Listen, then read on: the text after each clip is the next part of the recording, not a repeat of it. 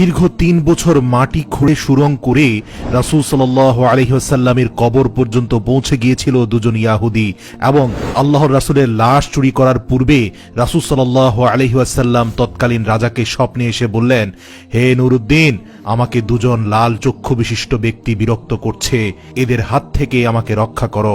প্রিয় দর্শক, হিজরির ৫৫৭ সালে ইয়াহুদিরা চক্রান্ত করে রাসূল সাল্লাল্লাহু আলাইহি ওয়াসাল্লামের লাশ চুরি করতে নিয়েছিল মদিনা থেকে। অতঃপর অলৌকিকভাবে তারা কিভাবে ধরা খেয়েছিল এবং তাদের কি পরিণতি হয়েছিল বিস্তারিত জানতে ভিডিওটি শেষ পর্যন্ত দেখুন। ৫৫৭ হিজরিতে তৎকালীন সুলতান নুরুদ্দিন জঙ্গি রহমতুল্লাহ আলাইহি তাহাজ্জুদ নামাজ পড়ে নামাজের বিছানায় ঘুমিয়ে পড়েছিলেন। এমতো অবস্থায় হঠাৎ তিনি স্বপ্ন দেখলেন রাসূল সাল্লাল্লাহু আলাইহি ওয়াসাল্লাম তার ঘরে উপস্থিত এবং আল্লাহর রাসূল কোনো ভূমিকা ছাড়াই দুইজন নীল চক্ষু বিশিষ্ট লোকের দিকে ইঙ্গিত করে বললেন, ইয়া নুরুদ্দিন, এরা আমাকে বিরক্ত করছে, এই দুজনের থেকে আমাকে মুক্ত করো। এই ভয়াবহ স্বপ্ন দেখে নুরুদ্দিন জঙ্গি রহমতুল্লাহ আলাই অত্যন্ত ভীত সন্ত্রস্ত হয়ে ঘুম থেকে জাগ্রত হলেন এবং কিংকর্তব্য বিমূঢ় হয়ে গেলেন। ভাবলেন এটি হয়তো কোনো দুঃস্বপ্ন।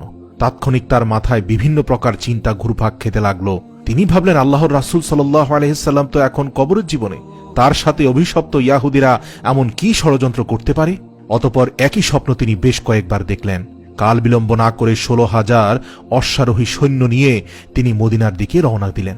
সেই দুজন ভয়ঙ্কর নীলচক্ষু বিশিষ্ট ব্যক্তিকে মদিনার অলিতে গলিতে খুঁজতে লাগলেন, কিন্তু তার সৈন্য বাহিনী দীর্ঘ ২ সপ্তাহ ধরে খোঁজার পরেও মদিনাতে সেই দুজন ব্যক্তিকে খুঁজে পেল না, যাদের ব্যাপারে আল্লাহর রাসূল সতর্ক করেছেন। এরপর ১৭তম দিনে তিনি মদিনার চারপাশ সৈন্যবাহিনী দ্বারা ঘেরাও করে ফেললেন এবং আদেশ জারি করে দিলেন, যারা মদিনার বাইরে আছে তারা ভিতরে আসতে পারবে, কিন্তু মদিনা থেকে কোনো লোক বাইরে যেতে পারবে না। নুরুদ্দিন জঙ্গি রহমতুল্লাহ আলাই জুমার খুতবা প্রদান করলেন, ঘোষণা দিলেন, আমি মদিনার মানুষকে দাওয়াত দিয়ে একবেলা খাওয়াতে চাই। আমার অভিলাষ সকলেই যেন এই দাওয়াতে অংশগ্রহণ করে। এটি সুলতানের আদেশ। সুলতান মদিনাবাসীকে আপ্যায়নের জন্য বিশাল আয়োজন করলেন। নির্ধারিত সময়ে খাওয়া দাওয়া শুরু হলো এবং তৃপ্তি সহকারে মদিনার অলিগলির সকল মানুষ এসে খেলেন, কিন্তু সেই দুজন ব্যক্তিকে খুঁজে পাওয়া গেল না। এরপর তিনি বিশ্বস্ত বেশ কয়েকজনকে জিজ্ঞেস করলেন, আচ্ছা, আর কেউ কি অবশিষ্ট আছে যারা এখনো আমার আতিথেয়তা গ্রহণ করেনি? এই শুনে লক্ষাধিক জনতার মধ্যে এক ব্যক্তি হঠাৎ করে বলে উঠলেন, হুজুর, আমার জানা মতে সম্ভবত ২ জন লোক এখনো বাকি আছে যারা আল্লাহওয়ালা বুজুর্গ মানুষ। লোকটির বক্তব্য শুনে তিনি কাল বিলম্ব না করে কয়েকজন লোক সহকারে ওই ২ জন লোকের আবাসস্থলে পৌঁছে গেলেন এবং নুরুদ্দিন জঙ্গি রহমতুল্লাহ আলাই ওই ২ জন লোককে দেখে প্রচন্ড চমকে উঠলেন, কারণ এরাই তো সেই ২ জন ব্যক্তি যাদেরকে স্বপ্নে দেখানো হয়েছিল। তিনি জিজ্ঞাসা করলেন, কে তোমরা? কোথা থেকে এসেছ? তোমরা সুলতানের দাওয়াতে কেন শরীক হলে না? লোক দুটো তাদের পরিচয় গোপন করে বলল, আমরা মুসাফির, হজের উদ্দেশ্যে এসেছিলাম, কিন্তু প্রিয় নবী সাল্লাল্লাহু আলাইহি ওয়াসাল্লামের প্রেমে আত্মহারা হয়ে আর ফিরে যেতে মন চাইল না, তাই বাকি জীবন রওজার পাশে কাটিয়ে দেওয়ার নিয়তে এখানে রয়ে গেছি। উপস্থিত জনগণ তাদের পক্ষ হয়ে বলল, হুজুর, এরা খুবই আল্লাহওয়ালা মানুষ, সারাদিন ইবাদত বন্দিগি করে। এরপর সুলতান কারো কথায় কান না দিয়ে তাদেরকে সেখানে আটকে রাখার নির্দেশ দিলেন। অতঃপর স্বয়ং তাদের থাকার জায়গায় গিয়ে খুব ভালো করে অনুসন্ধান চালালেন, কিন্তু সেই স্বপ্নের সাথে সম্পর্কিত কোনো কিছু সেখানে পাওয়া গেল না। এখনো রহস্য উদ্ঘাটন করতে না পারায় তিনি সীমাহীন চিন্তিত হয়ে পড়লেন। এক পর্যায়ে নুরুদ্দিন জঙ্গি রহমতুল্লাহ আলাই সেই ঘরের ভিতরে তার সঙ্গীদের বললেন, আচ্ছা, তাদের নামাজের মুসল্লাটি একটু উঠাও তো। সঙ্গীরা নির্দেশ পালন করল। নামাজের মুসল্লাটি বিছানো ছিল একটি চাটাইয়ের উপর। সুলতান আবারও নির্দেশ দিলেন, চাটাইটিও সরিয়ে ফেল। তারপর চাটাই সরানোর পর দেখা গেল সেখানে বিশাল এক পাথর। সুলতানের নির্দেশে সেই পাথরটিও সরানো হলো।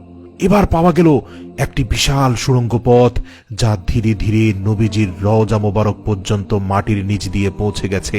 এই দৃশ্য অবলোকন করা মাত্র নুরুদ্দিন জঙ্গি বিজলির ন্যায় চমকে উঠলেন। অতঃপর লোক দুটোকে লক্ষ্য করে ক্ষিপ্ত সিংহের ন্যায় ঝাঁঝালো কণ্ঠে গর্জন করে বললেন, তোমরা সত্যি কথা খুলে বলো, নইলে এক্ষুনি তোমাদের মাথা থেকে গর্দান সরিয়ে দেব। বলো তোমরা কে? তোমাদের আসল পরিচয় কি? কেন এখানে এসেছ? সুলতানের কথায় তারা অত্যন্ত ঘাবড়ে গেল।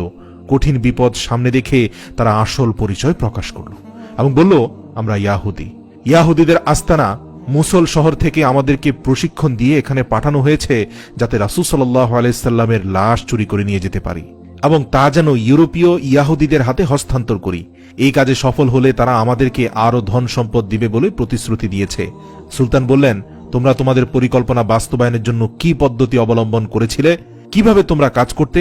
তারা বলল, আমাদের নিয়মিত কাজ ছিল রাত গভীর হলে অল্প পরিমাণ সুড়ঙ্গ খনন করা এবং সাথে ওই মাটিগুলো চামড়ার মজকে ভর্তি করে অতি সন্তর্পণে মদিনার বাইরে ফেলে আসা। আজ দীর্ঘ 3 বছর যাবৎ এই মহাপরিকল্পনা বাস্তবায়নের কাজে আমরা অনবরত ব্যস্ত আছি।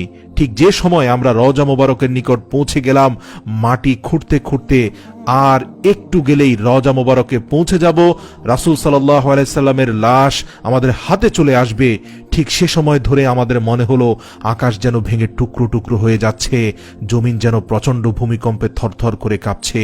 আমরা কোনোভাবে আর মাটি খুঁড়তে পারলাম না।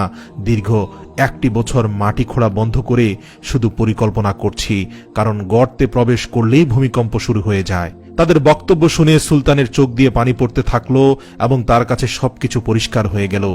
তিনি সেই 2 ইয়াহুদীকে নজিরবিহীন শাস্তির ব্যবস্থা করলেন। একটি বিশাল ময়দানে 20 হাত উঁচু একটি কাঠের মঞ্চ তৈরি করলেন।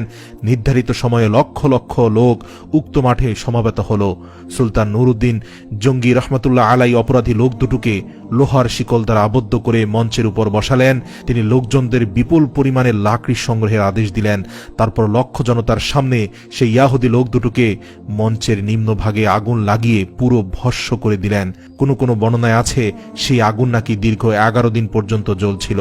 অতঃপর বিপুল পরিমাণ অর্থ ব্যয় করে 1000 মণ সীসা গলিয়ে রাসূল সাল্লাল্লাহু আলাইহি ওয়াসাল্লামের রওজা শরীফের চারপাশে মজবুত প্রাচীর নির্মাণ করে দেন, যেন ভবিষ্যতে আর কোনো ইয়াহুদী চক্রান্ত করে নবীজির লাশ চুরি করার দুঃসাহস না দেখাতে পারে।